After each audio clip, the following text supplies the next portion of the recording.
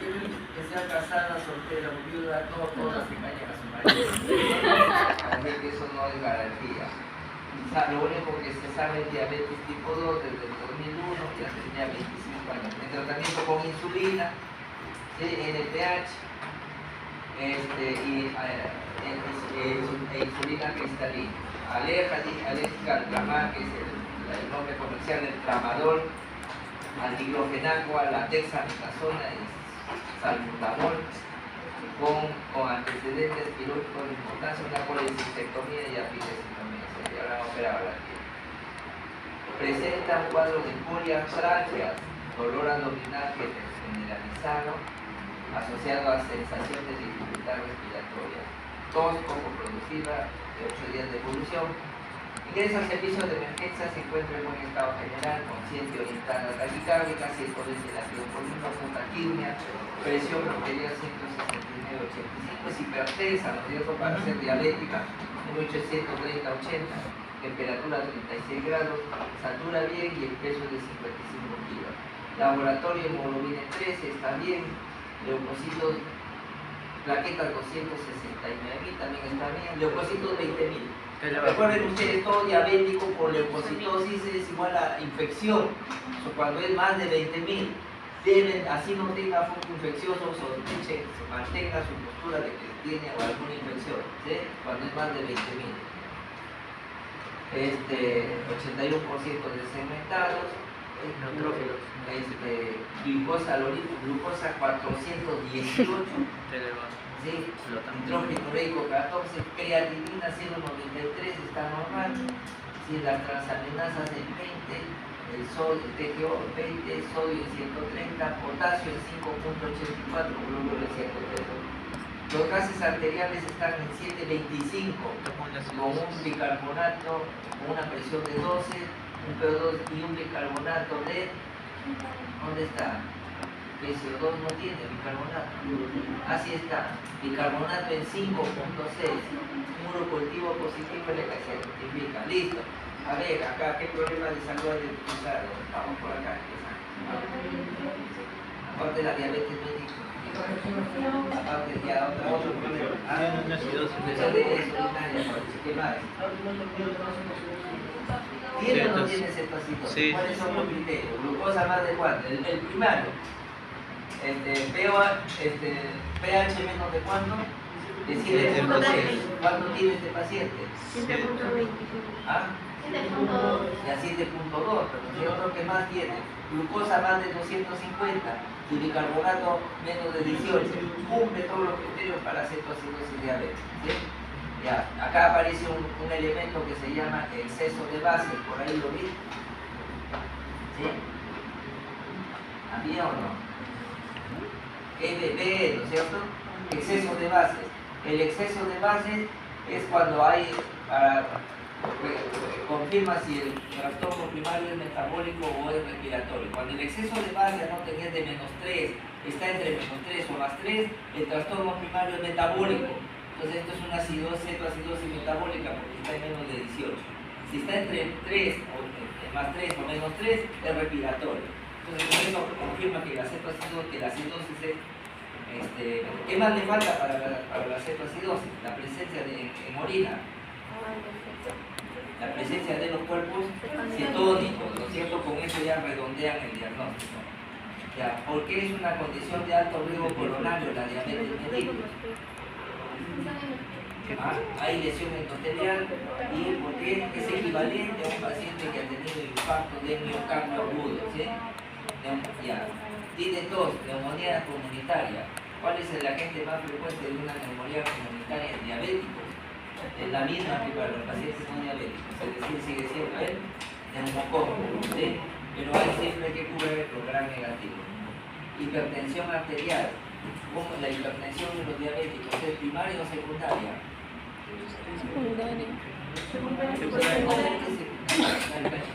La hipertensión en los diabéticos es virtualmente, es casi siempre, o siempre es primaria, ¿sí? Nunca secundaria. Así que no estén buscándole 3 pies al gato. ¿Qué trastorno ácido básico tiene? Una acidosis metabólica. Y el ANEUCAP, ¿cómo está? ¿Sí? ¿Cómo se halla el anion gap? La diferencia del sodio menos el cloro más el bicarbonato. Ahí está 130 menos 103, le queda 27. Menos 5, le queda 22. ¿Cuál es el valor normal del anion gap? Más hasta 12 como máximo, es decir, una cetoacidosis diabética. ¿Cuál sería la causa de la acidosis metabólica? Pues en general, la cetoacidosis diabética que no tiene el paciente. ¿Qué más? ¿Qué otra condición tendrá acidosis metabólica con un anion gap elevado? La acidosis láctica. ¿Qué más? La insuficiencia renal en su fase terminal y finalmente la intoxicación por ácido. Muy bien.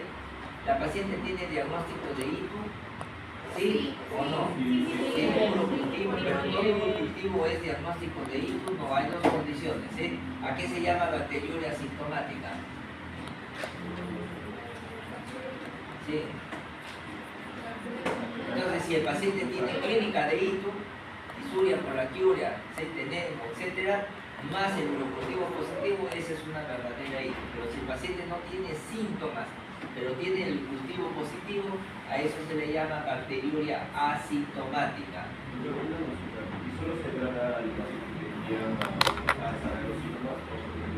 aquí, en este caso, anoten, diabéticos, gestantes, niños inmunosuprimidos con bacteriuria asintomática deben ser tratados. Los adultos mayores no, porque en ellos con mucha frecuencia se contaminan. Entonces anoten eso, la bacteriuria asintomática solo se debe de tratar en diabéticos, en niños, en gestantes, en inmunosuprimidos.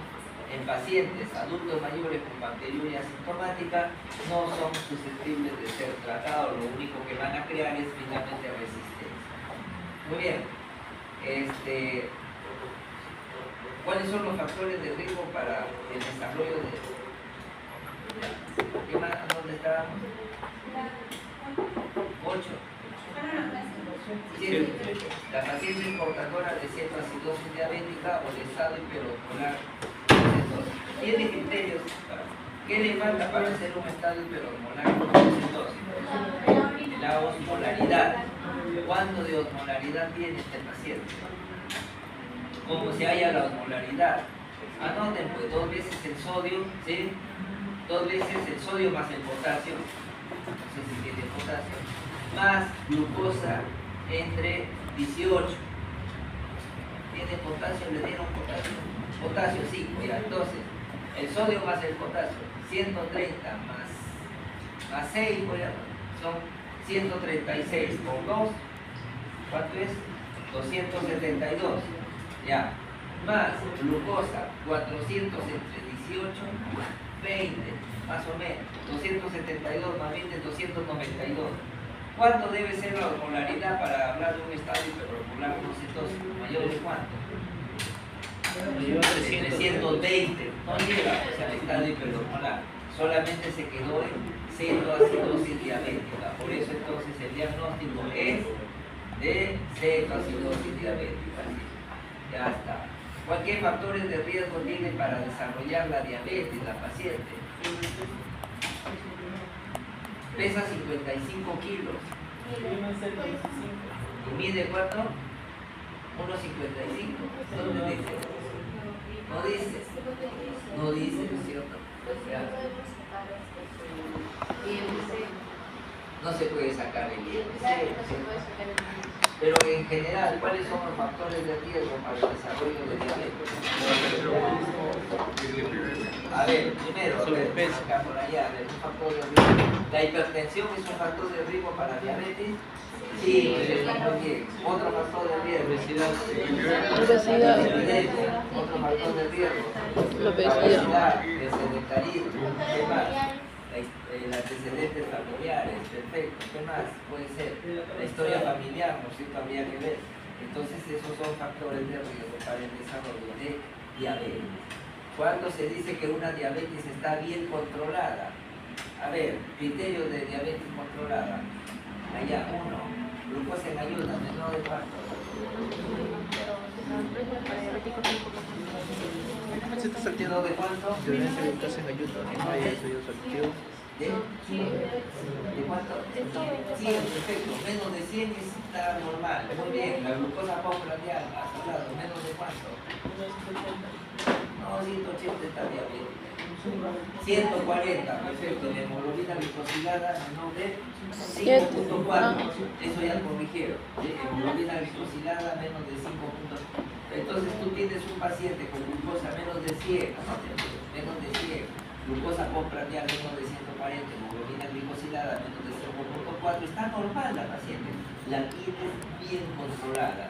Si sobre eso sumas, ¿no es cierto?, la presión arterial menor a 130-80, sumas los triglicéridos menos de 150, sumas el colesterol LDL menor o igual a 55, esa paciente está perfecta y las complicaciones van a ser probablemente mínimas, ¿no es cierto?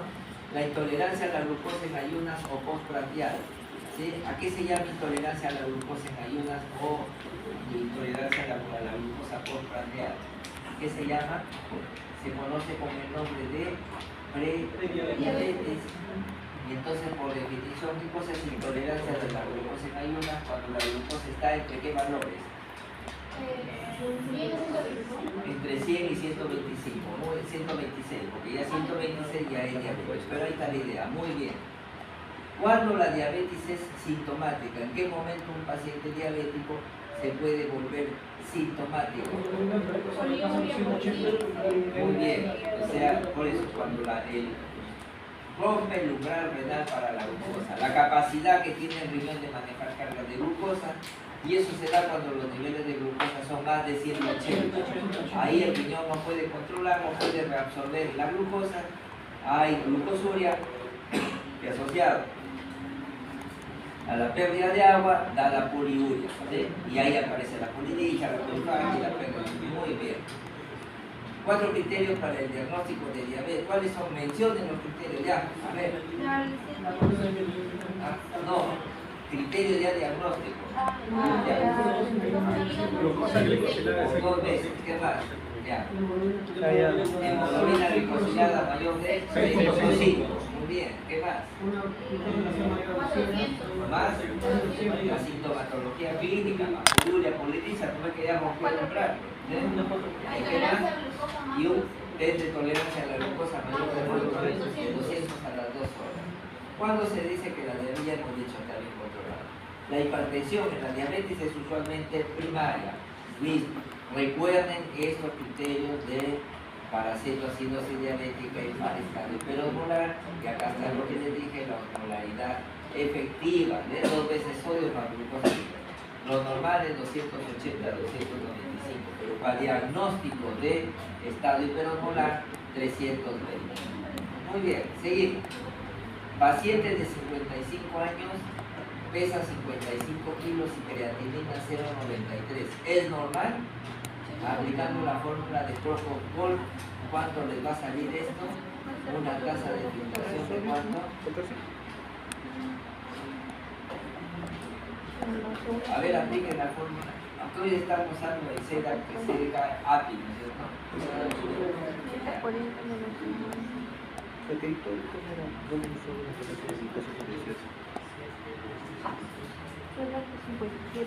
Pero les recomiendo que tengan esto, porque uno de estos días se cae el internet y ya no van a poder hacer su cálculo, porque no hay, el cálculo está solamente en el internet, ¿no es cierto? Las variables son tan complicadas que no se pueden manejar de esa forma. Así que sigan aplicando la fórmula de Propofol. A ver, en la guerra de Ucrania en este momento van a poder calcular el CDK, no hay luz, no hay nada. Tienen que volver a lo manual.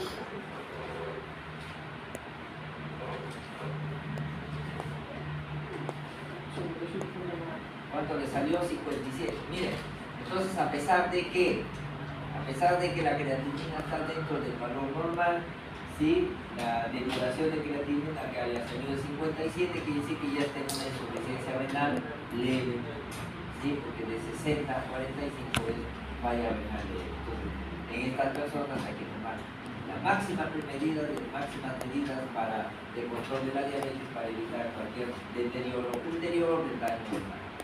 Esta paciente llega con dolor abdominal, ¿cierto? Algo así, decía casi Dolor abdominal generalizado. ¿Cómo se explica el dolor abdominal en los pacientes con diabetes mellitus? Sobre todo en cetoacidosis. Entonces, en el dolor abdominal, estos pacientes, ¿qué cosa hay? Hay acidemia, hay isquemia, y esa isquemia puede producir un dolor que puede simular un cuadro quirúrgico a más de 1 o 2 años. Sí, además, hay deshidratación también en estos pacientes, por la poliuria y todas esas cosas. Dice, pregunta, ¿cuánto equivale un porcentaje de hemoglobina glicosilada en miligramos de sodio? Aproximadamente 35 miligramos por decilitro, aproximadamente, ¿ya? Pero eso depende de cada laboratorio, más o menos. ¿Cuál es el criterio válido para determinar la microalbuminuria?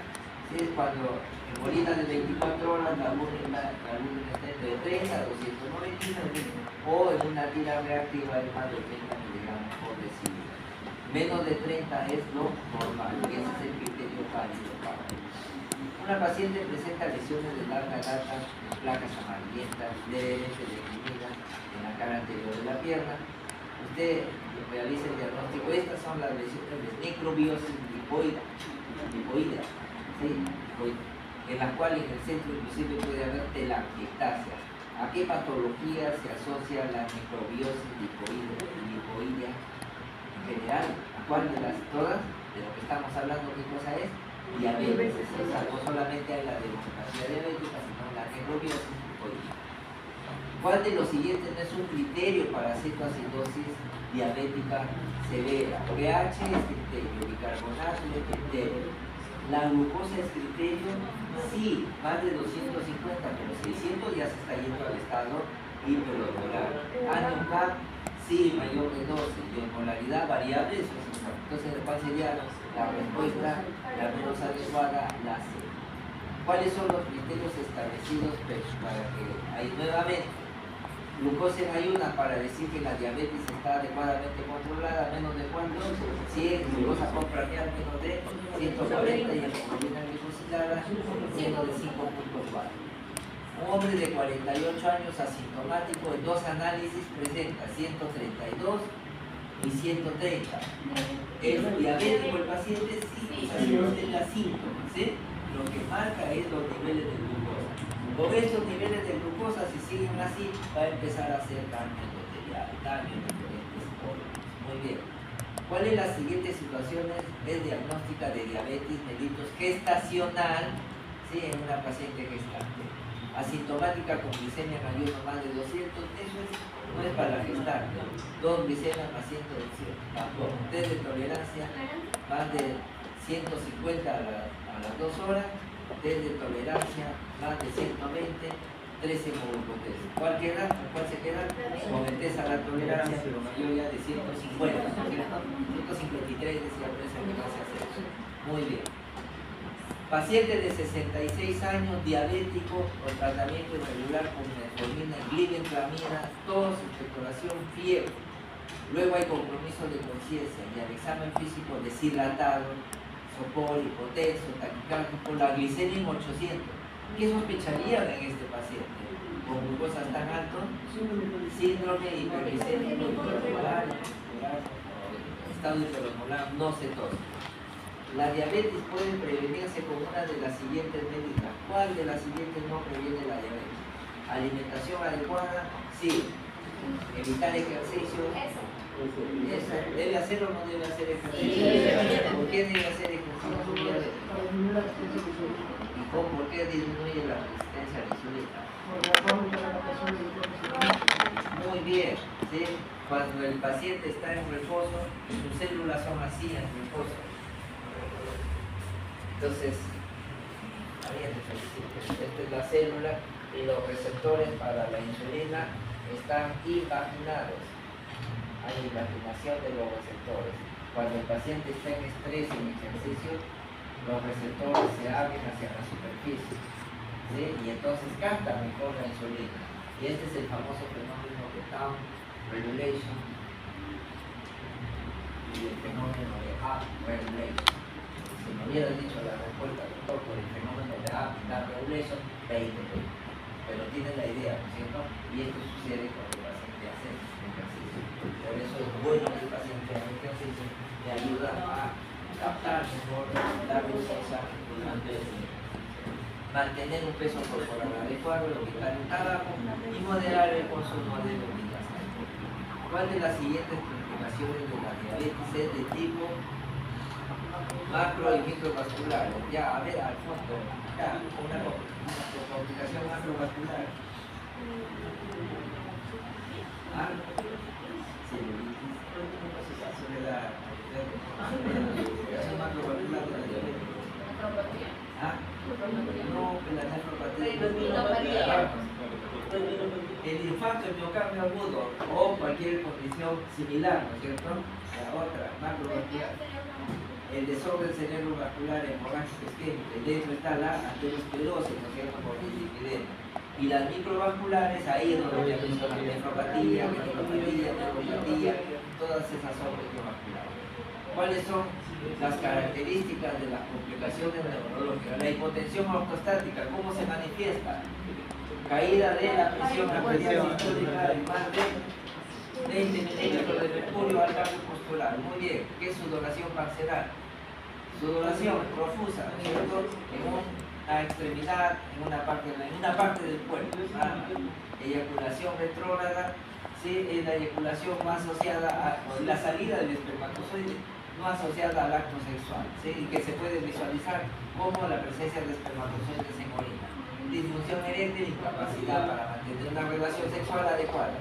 Y la gastroparesia diabética, actualmente se dice que es aquellos pacientes que tienen una diabetes de difícil control, hiper o hipoglicemia en forma bizarra. La fisiopatología del pie diabético, todas ellas contribuyen, ¿sí? Excepto neuropático, macrovascular, infeccioso, es macro o microvascular, microvascular. Y una de sus explicaciones es el pie diabético. Ya está. ¿Alguna pregunta, algún comentario? Ahí tienen para revisar bastante. A ver, grupo, práctica 15, ¿qué grupo va a ser? Nadie. No se preocupen, a ver si es muy largo, lo hacemos.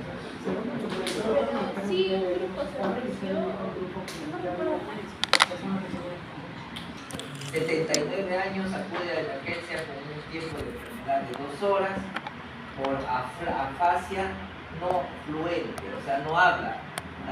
¿Cómo se llama esa afasia que no puede hablar? La de Broca, afasia no fluente. La fluente es la de Guarnett, ese no entiende, no habla. Este no entiende, pero no habla. Y disminución de la fuerza en el hemicuerpo derecho. Apetito conservado, ser conservada.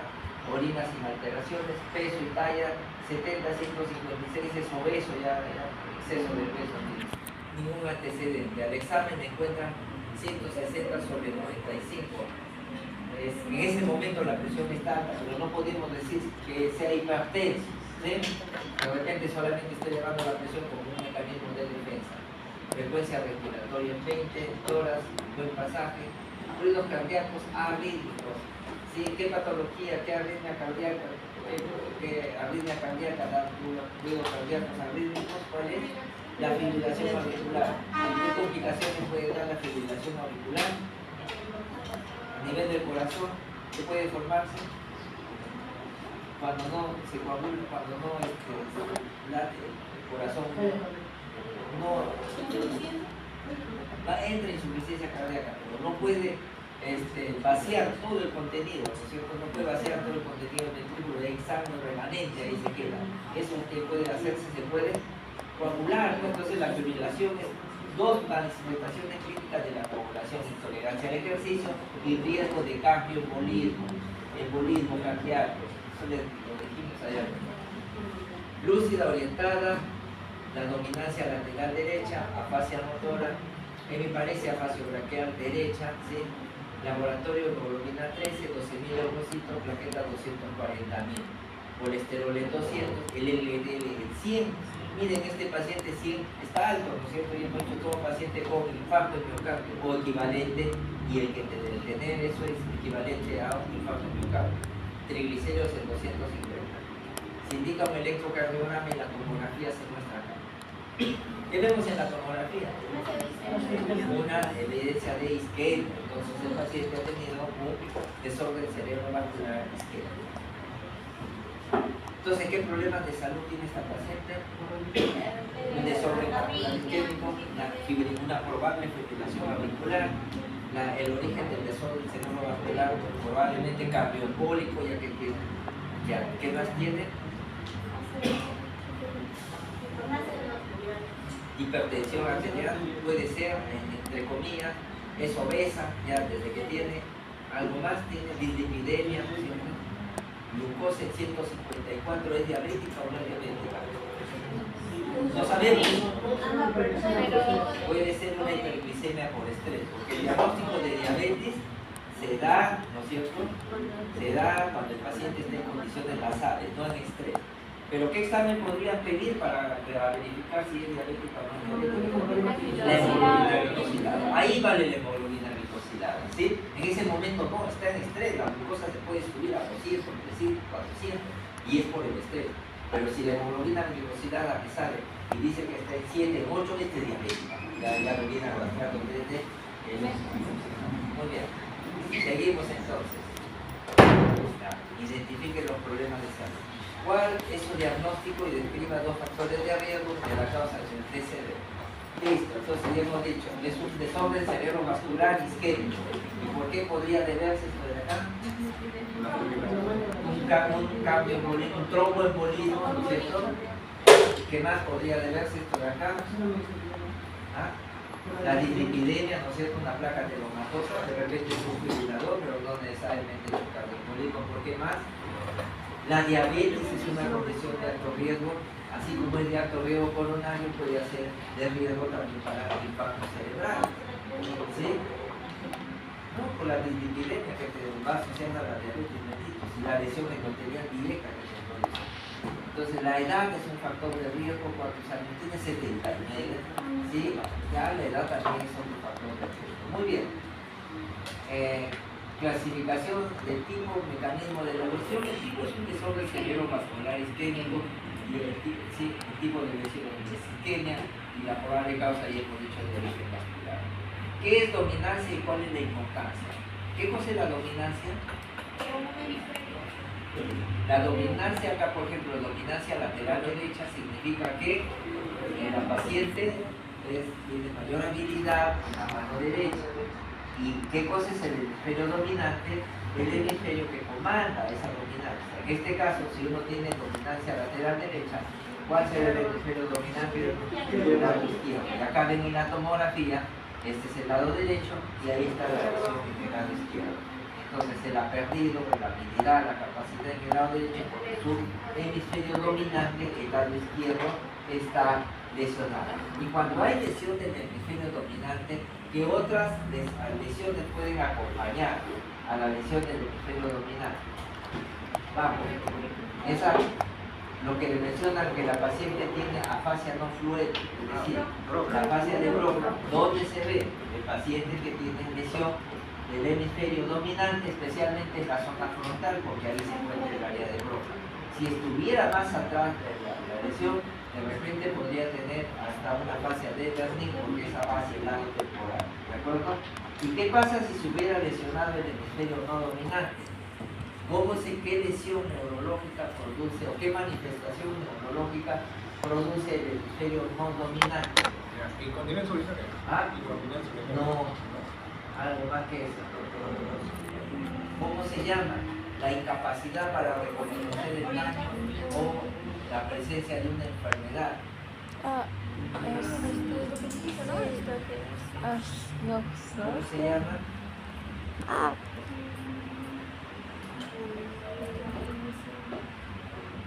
Anoten, pues se dice negligencia o anosognosia.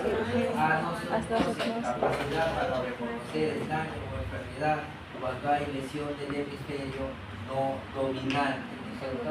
Muy bien, por eso es importante la dominancia. Bien, la presencia en anestesia, decía, de Montar sugiere que el nivel está ¿dónde?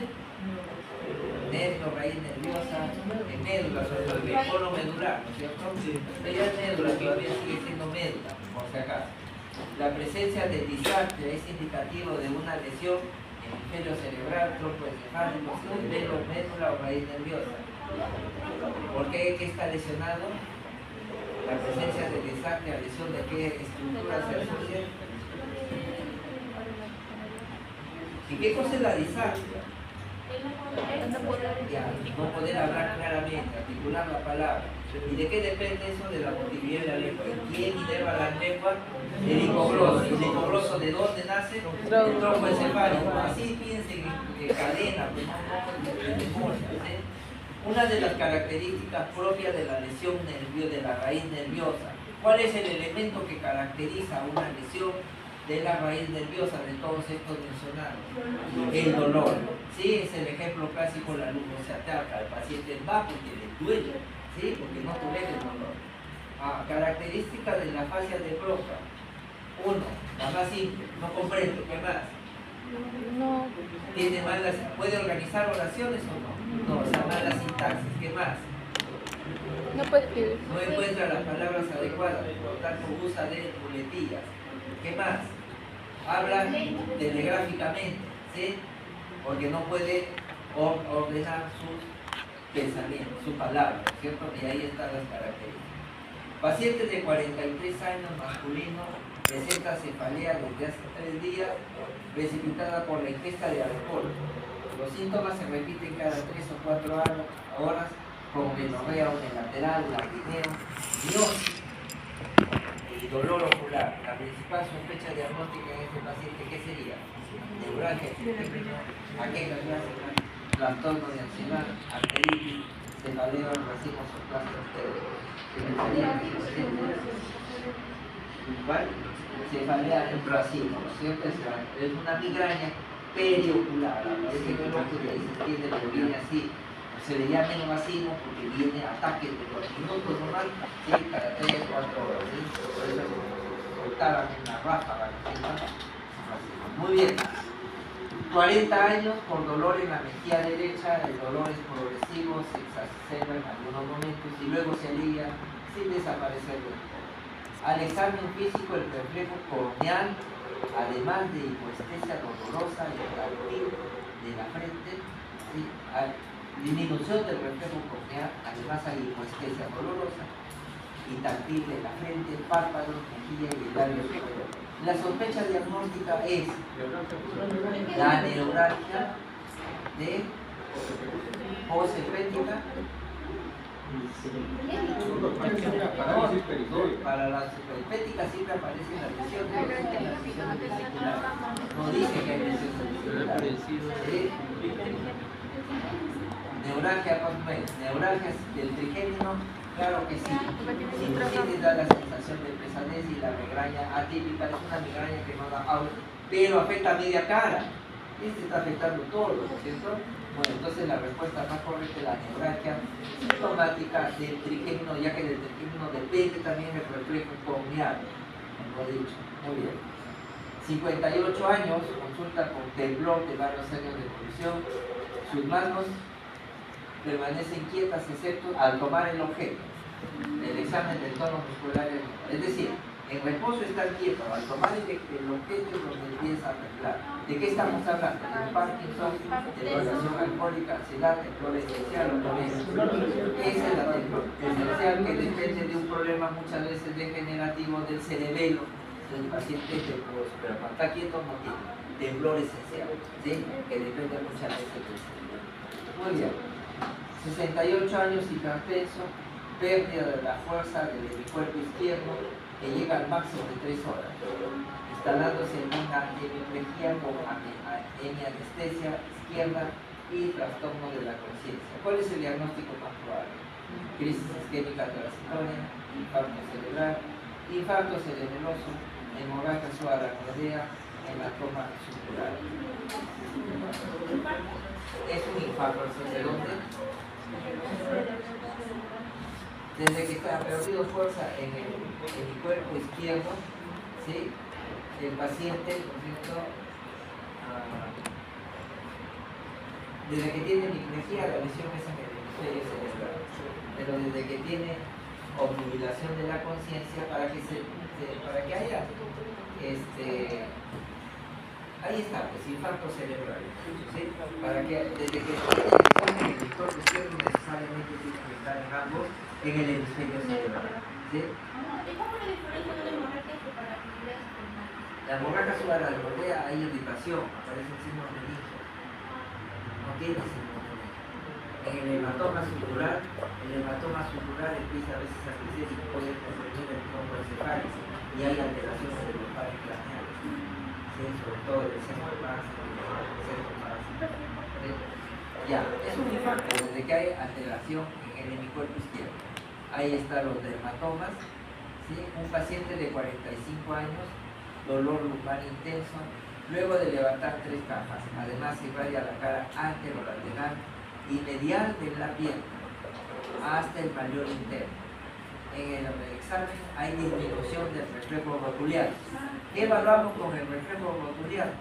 Principalmente L4. Entonces, ¿dónde está la lesión? A nivel de L4. Y veamos pues, L4, acá está la cara anterior, medial y la cara interna del pie, ¿sí?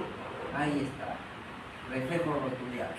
Y ahí nos dice la cara anterolateral del muslo, aquí está. La cara medial de la pierna, aquí está. Y el malleolo interno. ¿Quién es el responsable de eso? L4. Ahí está. Si bien evalúa L3, L4 y L5, pero principalmente es L4. Cuando le dé para discriminar. Ahí está la L4 y la rama voluminosa, hay una descripción que inerva de los músculos psoasiliacos, antorios, pectíneos, cuádriceps y recoge la axila anteromedial del músculo. Un paciente presenta un accidente cerebrovascular tipo neurológico localizado en el tálamo. El principal factor de riesgo para este tipo de eventos es la hipertensión, diabetes, edad, dislipidemia o tabaquismo. ¿Cuál de esas es más querida? Hipertensión arterial. Para las hemorragias sigue siendo la hipertensión. La arteriosclerosis, hemos dicho, es para los eventos isquémicos, ¿no es cierto? Un niño de 5 años presenta fiebre y cefalea y al examen se le encuentra en esta postura conocida como gatillo difusivo. El paciente es portador de meningitis, absceso, hipertensión, epilepsia o hematoma sutural. Meningitis. Muy bien, entonces la postura en gatillo difusivo. Miren, las piernas están flexionadas, ¿para qué? Para evitar la tracción de las meninges, porque eso produce dolor. El cuello está en hiperextensión, igual para evitar la extracción de las meninges. Entonces la postura de gatillo difusivo se ve en los niños, principalmente, ¿no es cierto? Y ese es un signo de, además de la tríada de cefalea, ¿sí? De rigidez de nuca, de signo de Brudzinski, signo de Kerr. Habíamos dicho que los pacientes con VIH, SIDA, inmunosupresión, ¿cuál es el signo que puede guiarnos hacia el diagnóstico de una hemorragia, de una meningitis? ¿Cuál es? Los pacientes con VIH, SIDA, ¿cuál es el único signo que nos puede guiar y nos puede decir, oye, este paciente puede tener una meningitis encefalitis? Ni Kerner, ni Brudzinski, ni rigidez de nuca. ¿Qué es lo que nos puede indicar? La cefalea. No se olvide, la cefalea, porque estos pacientes hacen hipertensión intracraniana, especialmente cuando hacen meningoencefalitis por glicocolia. En un paciente con hemorragia cerebrosa no esperaría encontrar hipotonía, temblor en reposo, dismetría, ataxia, ariado. ¿Qué no esperaría encontrar? Ataxia sí, la marcha táctica. Ariadococinesia también no puede coordinar. Dismetría, ¿qué cosa? El test de nariz, ¿qué cosa es? Pruebas métricas, o sea, sí. Temblor en reposo. No, ese se ve en el Parkinson. ¿Cómo es el temblor en el paciente con cerebeloso? Hemos dicho, temblor esencial, cuando va a agarrar las cosas, ahí es donde le tiembla la mano, ¿sí? Hipotonía, sí. Entonces la respuesta correcta es temblor en reposo, no esperaría que 18. 7 signos de alarma para cefalea. A ver, ya, empezando. Que llegó tarde. Un signo de alarma. Los dos tardos. A ver. El de azul, no. signo de alarma para cefalea.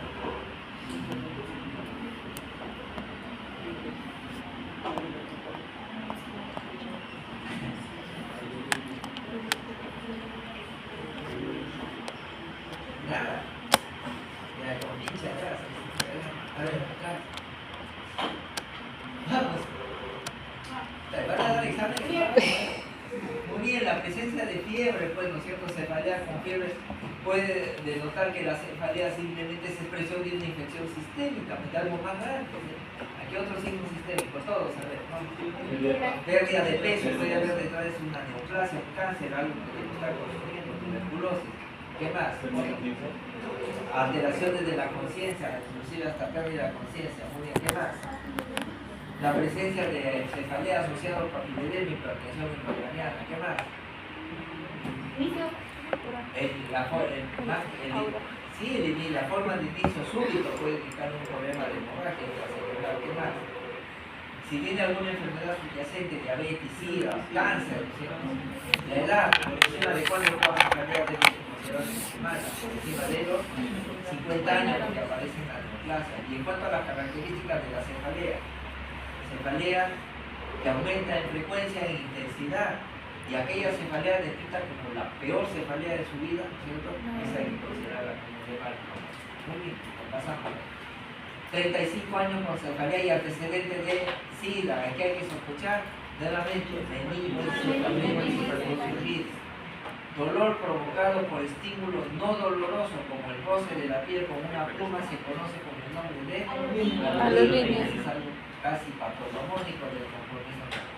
Es característico de una lesión de la motoneurona superior, atrofia grave, presencia de masificación, reflejos tendinosos hiperactivos, parálisis, ausencia de los cuales los reflejos osteotendinosos hiperactivos. El resto se ve cuando la lesión es de la motoneurona inferior, atrofia grave, fasciculaciones con degeneración muscular, parálisis clásica y ausencia de la vista. El reflejo popular eléctrico consensual depende de qué par craneal, le ilumina el ojo y el otro ojo también se responde. ¿De cuál? Del ¿qué par craneal? Tercero. El tercer par craneal del motor ocular. Muy bien.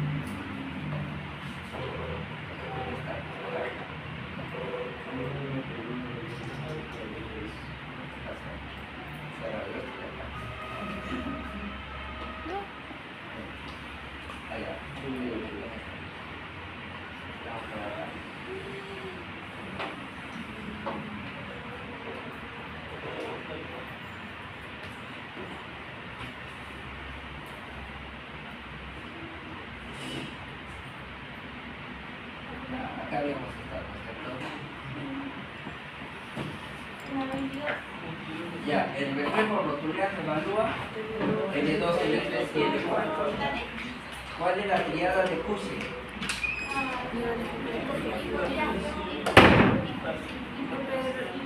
Bien, ¿qué más? Radicardia ahí, alteraciones del patrón respiratorio. Significa que el paciente está en inminente estado de infarto. Describa los componentes de la triada de hipertensión endocraniana. Vómitos, cefalea y papiledema. Muy bien. ¿Qué implica tener una prueba de Rinel positivo? El paciente está normal, pues, ya, sí. Un paciente con parálisis del hipogloso, ¿qué va a encontrar? Desviación de la lengua, ¿sí? Además de la disapnea. El coma es caracterizado por pérdida total de la conciencia, sí. Mantiene las funciones neurovegetativas, sí. Ausencia de motilidad voluntaria, sí. Presencia de respuestas reflejas, sí. Apertura ocular a la estimulación dolorosa, no hay respuesta. Muy bien. Paciente cuya actitud es con cabeza y troncos inclinados hacia adelante, rodillas y brazos semiflexionados, rígidos, fácil expresiva, signo de la rueda dentada, tiene alta posibilidad de enfermedad de Parkinson. Entonces anoten que se agregó el signo de la rueda dentada, ¿no es cierto? Y el movimiento de las manos en forma de cuenta de monedas. Bien. Pacientes de 60 años con hipertensión arterial que presenta hemiparesia facio-braquio-crural, moderada y motora pura. Al tercer día se ha recuperado por completo. ¿Cuál es su diagnóstico más probable? Aquí les he puesto un caso excepcional, ¿sí? Cuando es una lesión, ya sea motora pura, sensitiva pura o sensorial pura, que quiere decir que ha lesionado un punto muy específico del cerebro, y a eso se llama un infarto lacunar. Cuando la isquemia no supera más de 15 milímetros, y generalmente lesiona o da un compromiso puro, motor, sensitivo, sensorial. Y como el tamaño es pequeño, tiende a recuperarse con facilidad. Entonces aquí está el infarto lacunar, es un tipo de desorden cerebrovascular isquémico, porque la lesión es pequeña, menos de 15, por oclusión de una de las arterias perforantes, ¿sí? El infarto son pequeños, ¿sí? En la tomografía y de tomografía subcortical, secundarios a una oclusión de una arteriola perforante, arteriola PG, ¿sí? Puede ser motor puro sensitivo, ¿sí? Paciente de 68 años, hipertenso, en tratamiento, presenta pérdida del hemicuerpo izquierdo que llega a su máximo en 3 horas, instalándose una hemiplejía con hemiparesia izquierda y obnubilación de la conciencia. La tomografía a las 4 horas de evolución resulta normal. En su opinión, el paciente tiene una isquemia transitoria, es un infarto cerebral, un infarto cerebroso o una hemorragia subaracnoidea. No hay nada en la tomografía. O es una hematoma subdural isodensa. ¿Qué pensaría? No, la crisis isquémica transitoria se recupera el 80% en las primeras 2 horas. El diagnóstico es clínico. Desde que tiene hemiparesia tiene un desorden cerebrovascular. Desde que no aparece en la tomografía, lo único que les dice es que no es hemorrágico, sino que es isquémico. Anoten eso, ¿sí? La lesión isquémica en un infarto de DSB isquémico se visualiza en su máxima expresión a las 72 horas. Es decir, puede tener un infarto cerebral y en los 2-3 primeros días no lo vas a ver. No se ve porque el cerebro todavía está en proceso de generación, ¿sí? Es como cuando uno se muere, no apesta inmediatamente, no se descompone inmediatamente o así. Demora, pues, ¿no es cierto? El cadáver 2-3 días, recién al segundo o tercer día empieza ya. Igual, se muere el cerebro, demora 2 o 3 días recién para regenerarse y poder ser visualizado. Entonces, el hecho de tomar cuando se toma una tomografía de forma temprana, cuando un paciente tiene un déficit motor o sensitivo, es para ver si es hemorrágico o isquémico. Nada más, si no hay signos de hemorragia, que se visualiza debido a la hiperdensidad en la tomografía, esto es isquémico. Quieres ya valorar la magnitud total, al tercer día le pides una tomografía y ahí va a aparecer la lesión en toda su magnitud. ¿Se entiende eso? Para eso para recargar. Entonces, anoten eso. La lesión, la toma de una tomografía en forma muy temprana puede ser normal en caso de isquemia. Ya, esto es aburrido. Ya, queda el primer par craneal, no, el segundo par queda ceguera, visión de los colores, ¿sí? Y algunos reflejos, el consensual, el reflejo de acomodación. Ya, el tercer par queda ocular común, con movimientos oculares. Cuarto también. Quinto, sensible la cara, reflejo corneal y movimiento de la mandíbula. Sexto, motor ocular externo. Séptimo, facial, la vista. Octavo, vestíbulo coclear, ¿no es cierto?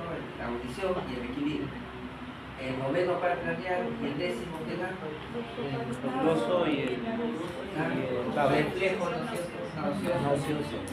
El 11, elevación del hombro, y el 12, el hipócrita. Es el estado de percepción y entendimiento que tiene la persona sobre sí misma y su entorno, y varía desde la vigilia absoluta hasta el coma. Se encuentra disminuido. Si se encuentra disminuido puede afectar otras áreas cognitivas y se puede evaluar de manera cuantitativa y cualitativa. Además, su compromiso puede ocurrir en forma aguda. ¿De qué cosa está hablando? Conciencia. De la Conciencia. ¿de qué? Conciencia. Lucidez. No, conciencia. Darse cuenta que está sucediendo en él y alrededor de él es la conciencia. Voy a pedirle que recuerde 3 palabras, azul, mesa y caballo, y le pediré que me la repita en 5 minutos. Por favor, repítalas ahora después de mí, azul, mesa, caballo. Transcurren 5 minutos. ¿Cuáles fueron las palabras que le pedí? En este caso, ¿quién está evaluando? Memoria corta. ¿Cuál memoria? Mediano. ¿A mediano? ¿A Corto. corto plazo o a largo plazo? A Corto. cortísimo plazo. ¿Por qué mediano? A mediano plazo es que hizo hace una semana, y largo plazo ha hecho sistema. Incapacidad para realizar tareas motoras intencionales previamente aprendidas. ¿Cómo se conoce? Muy bien, la apraxia, perdió la capacidad para hacer cosas que ya sabía. Amarrarse los zapatos, le das un lapicero y no sabe para qué sirve. ¿Sí? Sabiendo escribir. Paciente debe avanzar mediante contactos de talón con un pie en la punta del otro con los ojos cerrados. ¿Quién escribe esto? La marcha en tateo, y que evalúa el sistema vestibular. La maniobra de Micancine o la prueba de Barré, ¿para qué son útiles? ¿Qué Parece. evalúa eso? Parece. La maniobra de Micancine les dijo maniobra de juramento, ¿no es cierto? Cierra los ojos y se cae. ¿Qué evalúa? Parece. Parece. Lo que te dio la paciente, ¿no? ¿Qué cosa es el signo de Kerning?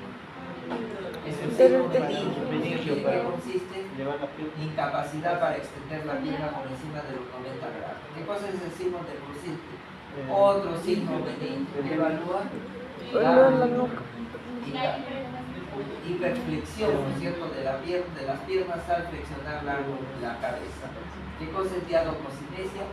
Movimientos alternados, Alternantes. rítmicos y alternados, y rápidos.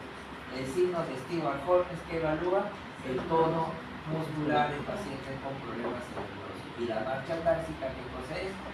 Una marcha de base de sustentación alta, ¿no es cierto?, en pacientes que tienen problemas cerebrales. Bien, y acabamos de revisar la 15, ¿no es cierto? Sí. Sí, el módulo 15, y ahí tienen una idea de lo que va a venir. Están estudiando, seguro. Miren, ya, entonces el próximo martes a esta hora, a las 3 de la tarde, nos vemos para eso.